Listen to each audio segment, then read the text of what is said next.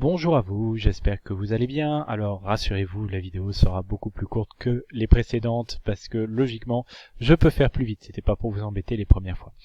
Alors, donc on a vu que pendant la Renaissance, la Renaissance c'est un peu une sorte de mode entre la fin du Moyen-Âge et le début des temps modernes, où les gens qui ont de l'argent vont engager des artistes pour faire un art nouveau qui va s'inspirer de l'Antiquité et qui tourne un peu le dos au Moyen-Âge parce qu'ils trouvent que le Moyen-Âge est un peu démodé, si vous voulez. Donc ils veulent créer une nouvelle façon de faire de l'art, donc on l'a vu à travers la perspective, etc. Donc vous aviez vu les tableaux précédents, les œuvres d'art précédentes qui ont été faites par Michel-Ange, Léonard de Vinci, Raphaël, et que c'était particulièrement en Italie. On a vu la ville de Florence et on a vu que même le pape de Rome s'était un peu mis à cette mode-là et qu'il avait représenté dans son palais un tableau où il y avait énormément de personnes qui n'étaient pas chrétiens. Donc lui-même, il ne se consacrait pas uniquement son temps à prier, mais qui consacrait aussi son temps à admirer des artistes polythéistes de l'Antiquité, voire même des savants musulmans. Bref, il ne s'intéressait pas uniquement à la prière, contrairement à un peu plus en tout cas ses prédécesseurs au Moyen-Âge. Alors, en fait, le problème, c'est que, Léonard de Vinci, Raphaël, Michel-Ange, ce sont des stars à l'époque. Ce sont des artistes extraordinairement réputés à cette époque, et donc, bien évidemment, comme ils sont extrêmement célèbres, tout le monde se les arrache, et donc, tout simplement, ils coûtent très cher à engager. Leur œuvre d'art coûte de plus en plus cher.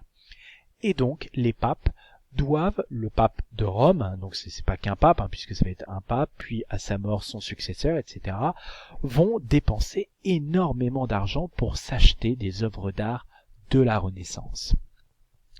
Alors ça, c'est extrêmement important à comprendre, puisqu'en fait, ils vont embellir leur palais du Vatican, on l'a vu, mais ça ne va pas plaire à tout le monde. Alors, regardez ce document-là, c'est une représentation qui a été faite très longtemps après, en 1917, mais qui représente quelque chose qui a eu lieu au moment de la Renaissance, 400 ans avant. Le dessin a été fait pour l'anniversaire, pour les 400 ans de cet événement-là. Alors, si vous regardez bien, vous remarquez sans doute que nous sommes devant une église. Vous voyez, là vous avez des anges, vous avez une femme avec un enfant, donc c'est sans doute Jésus et ça doit être sans doute Marie. On reconnaît les auréoles, on reconnaît donc les ailes et on voit une porte, donc c'est sans doute la porte d'une église. Et en effet, c'est bien la porte d'une église. Et vous voyez, il y a un attroupement, il y a des gens qui regardent ce qui se passe. Et vous voyez qu'il y a deux personnes qui clouent, vous voyez, il a un marteau, ils prennent une feuille de papier et sur lequel il y a écrit quelque chose et ils clouent sur cette porte. Alors ça, c'est quelque chose qu'on faisait beaucoup à l'époque, comme il n'y avait pas de journal télé ou autre, ça se faisait déjà à Rome. On clouait un peu comme une publicité, on mettait un papier où on annonçait des choses importantes pour la ville, pour le village. Les Romains faisaient déjà ça sur la porte du Sénat.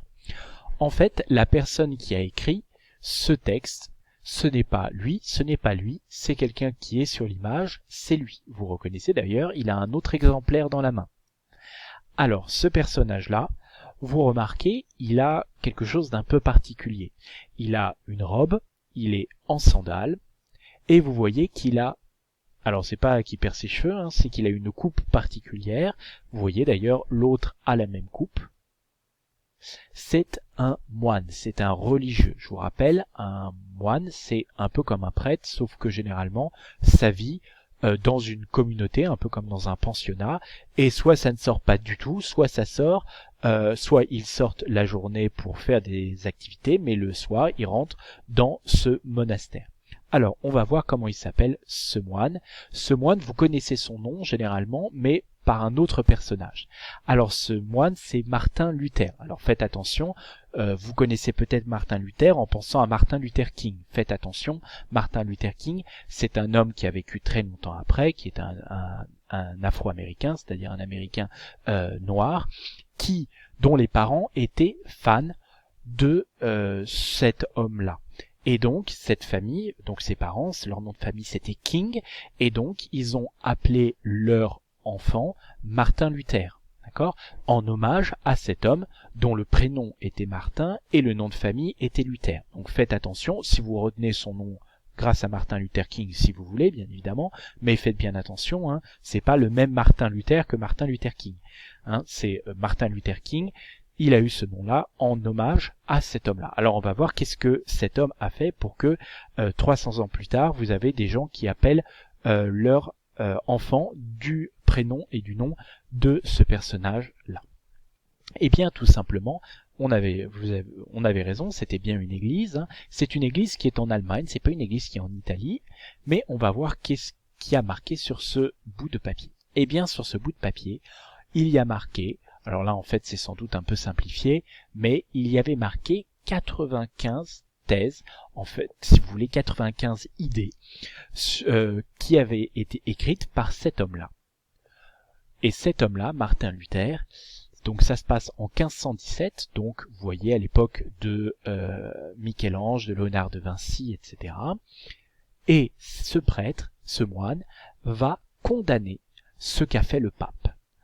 Alors, il proteste contre le pape, il est très en colère contre le pape. Et si vous vous souvenez bien, normalement, un moine, ça obéit au pape. C'est sous les ordres d'un pape. Comme moi, je suis sous les ordres de Monsieur Chalvet, et Monsieur Chalvet est sous les ordres du ministre, lui-même sous les ordres du président.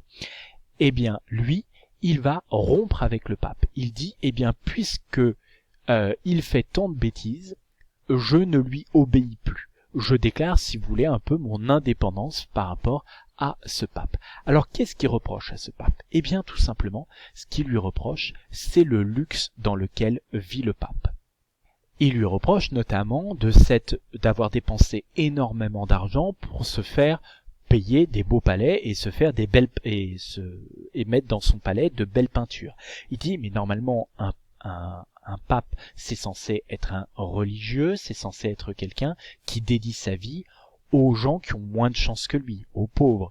Or, là, qu'est-ce qu'il fait? Il dépense de l'argent où il devrait s'en servir pour construire des églises, il devrait s'en servir pour le donner aux pauvres, pour faire la charité. Et bien là, c'est tout le contraire. Il dépense cet argent pour, eh bien, tout simplement pour décorer son palais. Bref, il est corrompu. La corruption, c'est quand quelqu'un, par exemple un homme d'État ou un fonctionnaire comme moi, accepte de l'argent ou détourne de l'argent, c'est-à-dire qu'il prend de l'argent qu'il ne devrait pas utiliser pour lui. Par exemple, c'est comme si un professeur disait, bah écoute, tu me donnes 20 € et en échange tu as une bonne note. C'est ce qu'on appelle de la corruption.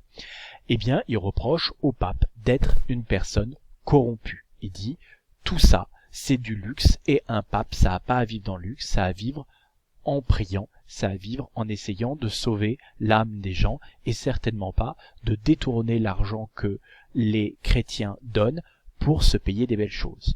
D'autant plus que le pape, comme il n'avait pas d'argent, il a créé ce qu'on appelle des indulgences. Les indulgences, c'est un petit bout de papier dans lequel il dit, indulgence ça veut dire pardon, dans lequel il dit, eh bien écoute, si tu me donnes de l'argent, promis, je prierai pour toi, et comme je suis le pape, eh bien Dieu m'écoutera, et donc tu iras au paradis. Vous le verrez dans le document.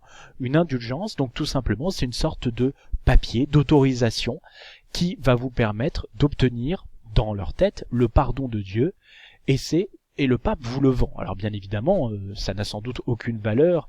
Si on croit en Dieu, sans doute que Dieu n'a pas du tout approuvé ça. Mais dans la tête de beaucoup de chrétiens, ils se disent, attendez, si le pape me vend un bout de papier comme quoi j'ai le droit d'aller au paradis, eh bien super. Luther, ça va le rendre fou furieux. Il dit, mais enfin, on obtient le paradis parce qu'on a été bon, parce qu'on a fait du bien, parce qu'on a bien prié, certainement pas parce qu'on a acheté un bout de papier au pape. Et d'autant plus que le pape, il s'en sert pas pour construire des églises, il s'en sert pour se payer des artistes pour décorer son palais. Alors, donc vous pouvez faire, donc je réexplique le schéma que vous avez fait. Alors, on a vu que les chrétiens, c'était toutes les personnes qui croyaient que Jésus est le Fils de Dieu. Donc ils lui reconnaissent le titre de Christ. Christ, ça veut dire le Sauveur, le Fils de Dieu, le Messie. Bref, c'est un titre honorifique pour Jésus, pour lui reconnaître un rôle particulier.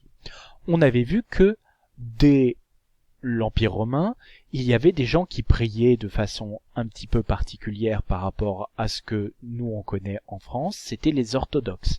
En fait, eux, ils avaient pris les habitudes à l'époque de l'Empire byzantin, ils priaient en grec, ils priaient de manière un petit peu différente, et leur chef c'était un patriarche. Patriarche, ça vient de la même origine que pape, ça veut dire, sauf que c'est en grec, ça veut dire le père, le pater, ça veut dire le père, c'est-à-dire le chef de la religion orthodoxe. Et on avait vu qu'il y avait aussi des catholiques. Les catholiques, ce sont ceux qui priaient en latin et qui, dès l'époque, même avant, mais à l'époque de Charlemagne, priaient en latin, obéissaient au pape qui vivait à Rome. Bon, ça c'est quelque chose, vous l'avez vu, qui existe depuis le début du Moyen-Âge. Mais en Europe, il va naître du coup une nouvelle façon de prier encore. Le dernier grand courant du christianisme, c'est donc les protestants. Et pourquoi on les appelle les protestants? Tout simplement puisque ils protestent, c'est-à-dire qu'ils sont contre ce que dit le pape. Bref, ils ne vont plus obéir ni à un patriarche ni au pape. Ils ont, si vous voulez, décidé qu'ils n'auraient plus de chef et ils vont prier comme leur a indiqué Martin Luther. Vous voyez, c'est pour ça que ils sont tous chrétiens, tous considèrent que Jésus est le Fils de Dieu, sauf que certains ont un chef, le patriarche, et y prient à l'origine en grec, d'autres ont le pape comme chef et prient en latin, et les protestants, eux, ne vont plus obéir ni à l'un ni à l'autre, et ils vont prier Jésus aussi, comme les deux autres, mais de façon un petit peu différente. Donc vous voyez, c'est une même religion qui va être séparée en 3 courants.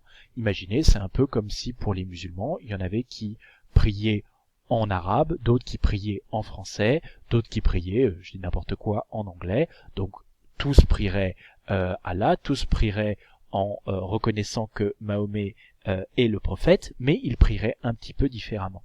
Donc voilà, logiquement, maintenant vous pouvez faire les questions. Si vous avez besoin d'aide, n'hésitez pas, dans la mesure du possible, je vous aiderai. Merci beaucoup de votre attention, je vous souhaite une bonne journée, j'espère que toute votre famille se porte bien et que vous-même vous êtes encore courageux et que vous continuez à bien appliquer les règles de confinement. Bonne journée, au revoir et bon week-end.